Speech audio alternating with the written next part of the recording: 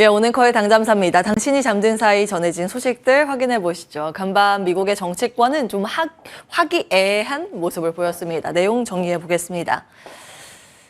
부채한도 협상이 시장에서 가장 큰 블랙홀 이슈라고 할 만하죠. 그런데 긍정적인 기류가 밤 사이에 들렸습니다. 이제 어제 말씀드린 것처럼 바이든 대통령이 이제 G7 정상회의에 참석하기 위해서 일본에 지금 이제 출국을 한 상황인데요. 원래 일정은 참석 이후에 파푸아뉴기니나 호주 등을 방문하기로 했었는데 이 일정 취소하고 빨리 일본에서 돌아와서 협상을 이어가겠다라는 의지를 밝혔었죠. 그리고 어제 이것도 같이 말씀을 드렸습니다. 메카시 하원 의장이 이번 주말까지 합의가 가능해 보인다는 긍정적인 코멘트. 이거는 어제 미국 증시 마치고 나서 들린 것이기 때문에 장중에 반영이 안 됐었는데요.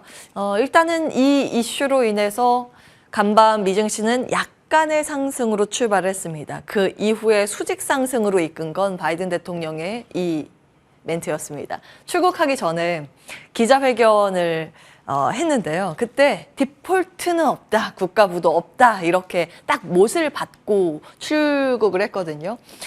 여기에 이제 시장은 일단은 환호하는 분위기입니다. 그런데 사실은 좀 잘 보면 시장 참여자들은 이걸 완전히 믿고 있다고 보기는 어려운 형국입니다. 왜냐하면 그동안 늘 반복됐었던 언론 플레이를 배제할 수 없다라는 그런 시각도 일각 존재하기 때문입니다.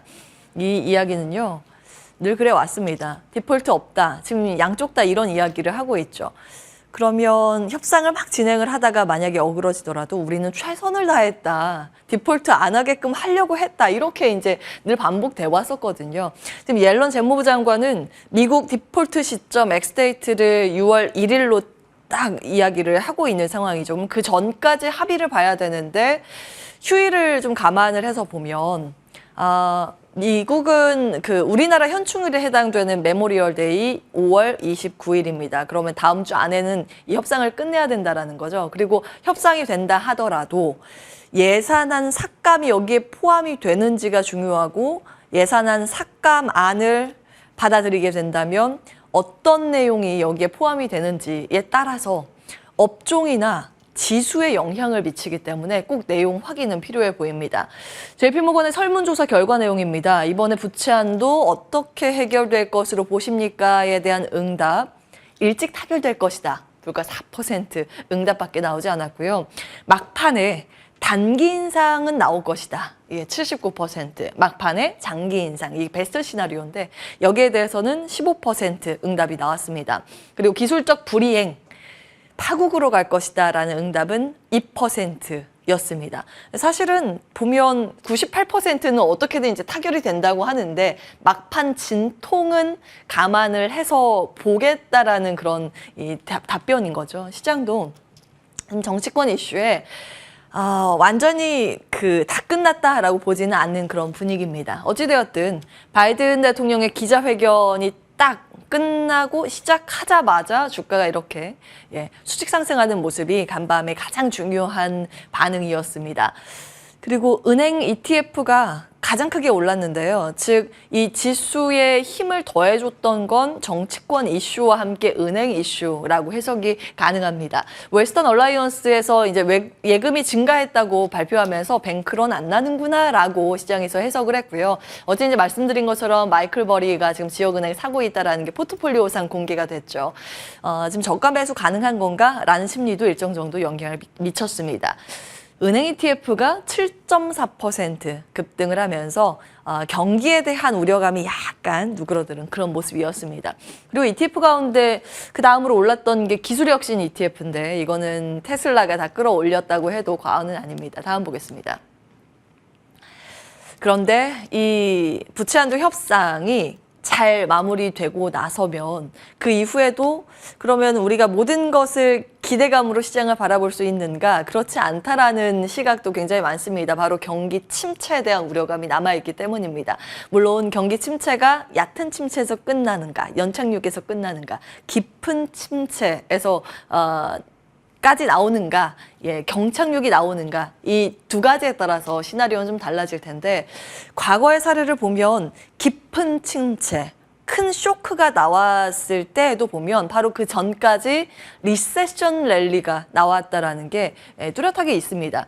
그 베어스탠스 파산하고 나서 2008년 글로벌 금융위기 터지기, 리먼 사태 터지기 바로 전까지 S&P 500 지수가 바닥에서 12% 올랐죠. 과거에 이 부분 좀 체크해드렸는데 2001년 리세션 오기 전에도 19% 단기 반등이 있었고요. 1980년대 12%, 1973년에서 75년도 리세션 나오기 전에는 각각 10%씩 리세션 랠리가 나오기도 했습니다. 그래서 지금 상승하고 있는 이 시장에 대해서 완전히 낙관하기는 어렵다는 시각이 분명히 존재합니다. 그럼에도 불구하고 간밤 미국에서 이 기사가 굉장히 많고 크게 주목을 받았는데요. 헤지펀드의 거물이죠. 스티븐 코엔이 이런 이야기를 했습니다. 나는 예언한다. 시장 전체적으로 강세가 나올 것이라고 자신만만하게 이야기를 했는데 그 근거가 바로 AI였습니다.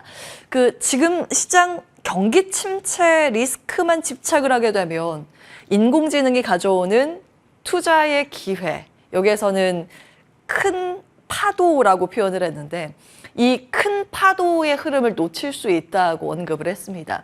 왜냐하면 이 AI 분야가 급성장하면서 얻어지는 효과가 새로운 고용 창출이라고 봤고요. 그 과정에서 기업은 이익률이 개선되고 그러면 인플레이션을 억제하는 요인이 될 수 있을 것이라고 봤거든요. 연준 금리 인상의 압력이 낮아질 것이다. 인플레이션 억제되면 굳이 이제 금리 인상 안 해도 된다라는 논리죠. 그리고 나서 이것은 곧 시장의 부양 가능성이라고 봤습니다. 그러니까 시장의 대세 상승이라고 이제 언급을 한 건데요. 사실은 지금 각 월가의 IB들도 시각이 굉장히 갈립니다.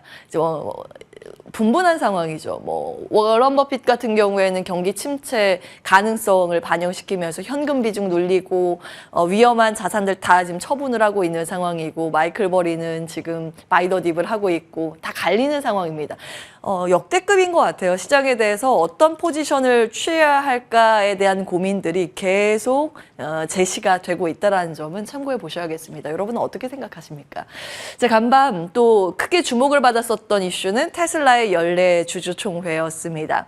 크게 한 4가지 이슈가 눈에 띄어서 정리를 해봤는데요. 첫 번째 광고, 이 가장 크게 주목을 받았고 두 번째 로봇, 사이버 트럭, AI, 인공지능이었습니다.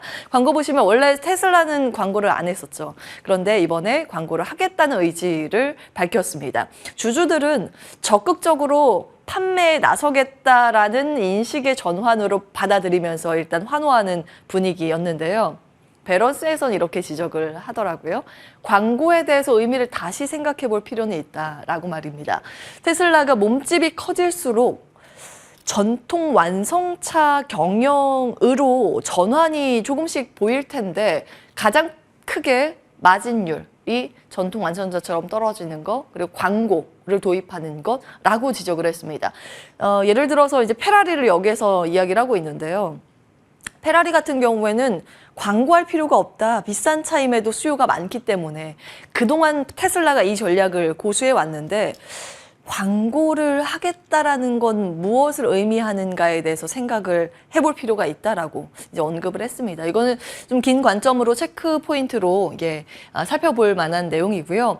그 다음이 이제 로봇이었습니다. 휴머노이드 로봇 옵티머스에 대한 자신감이 계속 나오고 있죠. 테슬라 장기 가치의 대다수는 다름 아닌 로봇에서 창출될 것이라는 언급이 있었고요. 사이버 트럭입니다. 그동안 사이버 트럭 출시가 계속 지연이 됐습니다. 그래서 오죽하면 사이버 상에서만 존재해서 사이버 트럭이냐라는 볼멘 소리가 나왔는데 드디어 출시 일정이 구체적으로 공개됐습니다. 연내에 연말 고객 인도 예정이라고 하면서 나오면 나도 사이버 트럭 탈 것이다. 테슬라가 이렇게 언급을 했습니다. 자, 여기에 대해서는 사실 주가 측면에서 기다렸던 모멘텀이기 때문에 분명한 플러스 요인이라고 시장에서 해석을 하고 있고요. AI 코멘트는 앞으로 인공지능 개발에 조금 더 많은 시간을 할애할 것이라는 이 정도의 코멘트 나왔습니다. 테슬라의 힘으로 테슬라 4% 급등뿐만이 아니라 전기차, 배터리, 미국 내에서 같은 상승세를 보였습니다. 그리고 AI 테마로 봤을 때는 이날 하드웨어 쪽이 조금 더 강했습니다. 52주 신고가 종목도 적어봤는데요. 마이크로소프트가 한 1%, 그리고 반도체 쪽은 훨씬 더 큰 폭의 상승세, 3, 4% 올랐죠. AI 안에서도 플랫폼보다는 반도체의 상대 강도가 간밤 우세했다라는 점 눈에 띕니다. 52주 신고가 종목 쭉 정리를 해봤고요. 헬스케어는 그동안 많이 말씀을 드렸죠. 인투이티브 서지컬이 지속적으로 52주 신고가를 경신하고 있습니다. 의료 로봇 만드는 회사인데 우리나라는 AI 의료 쪽 루닛과 뷰노가 있다라는 점 2월부터 당점사를 통해서 계속 좀 체크를 해드렸고요. 리오프닝 관련주 안에서도 크루즈 종목이 하나 이제 눈에 띄었습니다. 이슈도 있어서 좀 따로 정리를 해봤는데 중국에서 737 맥스 운행이 급격하게 늘어나고 있다라는 보도가 나오고 있습니다. 웰스파고에서 이렇게 이야기를 하고 있는데요. 중국의 경제활동 재개로 인해서 여행 수요가 중국 내에서 급격하게 늘어나고 있어서 이 보잉의 737 맥스 적극적으로 투입을 하고 있고 앞으로 더 늘어날 것이라고 관측을 했습니다. 이 영향으로 인해서 보잉 등의 다른 이 항공기보다는 리오프닝 테마의 주가 반응이 더 드라마틱하게 나왔습니다. 여행 테마뿐만이 아니라 그 마카오 쪽에서 카지노를 운영하는 업체들 위주의 강세가 눈에 띄었고요. 특히 윈 리조트 같은 경우에는 바클레이즈가 비중 확대로 투자 의견 상향 조정을 하면서 6% 가까이 급등을 했습니다. 히트맵 나와 있고요. 보시면 그 경기 민감 섹터의 강세가 있었다라는 게 굉장히 뚜렷하죠. 유가 관련해서 에너지 쪽, 그리고 뱅크, 은행 쪽, 금융권, 반도체 쪽입니다. 지금 보면 가장 선명한 건 이제 반도체이고 빅테크 중에서 가장 선명한 건 이쪽 테슬라 이 정도입니다. 인프라 제네럴 일렉트릭도 간밤 또 52주 신고가를 경신했는데 국내 인프라 송배전 관련주 연결해서 투자의 아이디어 그동안 좀 체크를 해드렸고요. AI 파생 지도입니다. 사실은 이 AI와 접목할 수 있는 산업군은 워낙 다양하기 때문에 그 안에서도 수급이 여기 갔다 저기 갔다 하는 성향이 있죠. 그래서 수급의 이동 경로를 같이 좀 파악하실 필요는 있겠습니다. 자리 옮겨서 투자의 아이디어 이어서 체크를 해보겠습니다. 삼성증권에서 올해 하반기 주식시장 전망과 전략이라는 긴 뷰를 내서 한번 정리하고 넘어가고자 하는데요. 보시면 올해 상반기까지 2분기 그리고 3분기까지는 사실 시장이 녹록지 않을 것이라고 삼성증권에서 봤습니다. 그 이유는 이제 경기 때문에 그런데 경기가 한 3분기 정도 특히 우리나라는 바닥권을 통과하고 이 4분기부터 그리고 내년 초 이때가 좋을 거라고 봤거든요. 그러면 지금부터는 길목 매수의 관점에서 이 턴하기 전에 그 보수적인 전체 시장과 그 안에서 주도주를 골라가는 작업이 필요하다고 언급을 하고 있습니다. 주도주의 관점에서는 자동차, 하드웨어, 반도체, IT 가전, 배터리, 바이오, 미디어 엔터 이것들을 꼽고 있고요. 하반기 이제 연말로 가서 시장이 조금 경기와 함께 살아난다고 하면 여기서 이제 추가가 되는 게 조선. 내년에는 당연히 이제 경기 민감, 정유, 철강, 증권 이렇게 꼽고 있습니다. 당장 이제 이쪽에 비중 있게 이제 다루고 있는 레포트였고요. 다음 보시면 그 연준 마지막 금리 인상과 첫 금리 인하 사이의 과거의 데이터를 봤더니 지수 평균적으로 미국은 한 6% 안팎의 강세였습니다. 그런데 우리나라는 이것을 고스란히 반영시키지 못했습니다. 사실은 미국의 상황보다는 우리나라 내부의 상황이나 고유 경기, 금융 여건의 변화에 더 민감하게 영향을 받았기 때문입니다. 그래서 이 지수의 흐름보다는 그 내밀한 내용들을 좀 체크해 볼 필요가 있는데요. 아웃퍼폼했던 업종과 섹터가 무엇인가 봤더니 이거는 미국과 같습니다. 중소형주보다는 이때 대형주가 좋았다고 통계가 나왔고 경기 민감주보다는 방어주가 좋았다고 합니다. 그리고 우위 섹터가 IT, 경기 소비재, 자동차 부품이랑 커뮤니케이션 쪽이라는 이제 통계가 있기 때문에 이 점 잘 참고해 보시기 바라겠습니다. 그래서 최근 들어서 국내에서 이 매크로 분석하는 레포트 보면은 이렇게 좀 덩치가 크고 재무 구조가 탄탄한 대형주 위주의 레포트가 많습니다. 이 점은 참고해 보시기 바라겠고요. 어제 장 마치고 시간 외 특징주 좀 정리를 해보겠습니다. 보시면 실적이 지금은 큰 모멘텀이죠. 메타바이오메드가 시가외거래에서 상한가로 직행을 했는데 호실적 영향이었고요. EM코리아는 신규 시설 투자가 있었습니다. 방산수주 확대에 따라서 투자를 늘리겠다 이런 내용입니다. 이것도 시간 외거래에서 상한가, 그리고 한화시스템 등의 이제 공급 계약 체결 소식 눈에 띄었고요. 그 밖에 HLB그룹이 어제 장중에도 흐름이 좋았는데 시간 외거래에서 주가 반응이 약간은 있었습니다. 서울반도체 이슈는 단독 이슈이기 때문에 추가 점검은 필요해 보이고요.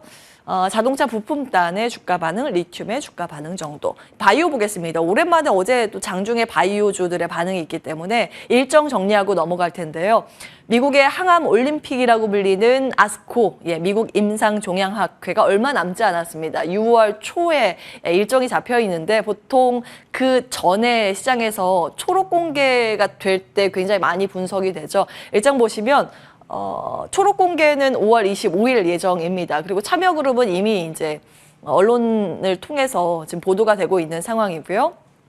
여기에 대해서 IBK에서는 이렇게 투자 의견을 내고 있습니다. 이번에 아스코에서 크게 이제 주목받을 포인트들이 있는데 그 중에 하나가 ADC 그리고 이 카티 라고 언급을 했습니다. 이 관련돼 있는 기업들을 좀 주목을 해볼 필요는 있다라는 관점이고 탑픽의 개념에서는 레고캠 바이오하고 유한양행 두 종목을 꼽았습니다. 오스코텍은 현광이 잘못 좀 칠해져 있네요. 이거는 이제 레이저 티닙에 대한 기대감이라고 이해를 하시면 되겠습니다. 잘 참고해 보시고 저희는 이제 자리 옮겨서 투자자의 의견 출연자들에게 받도록 하겠습니다.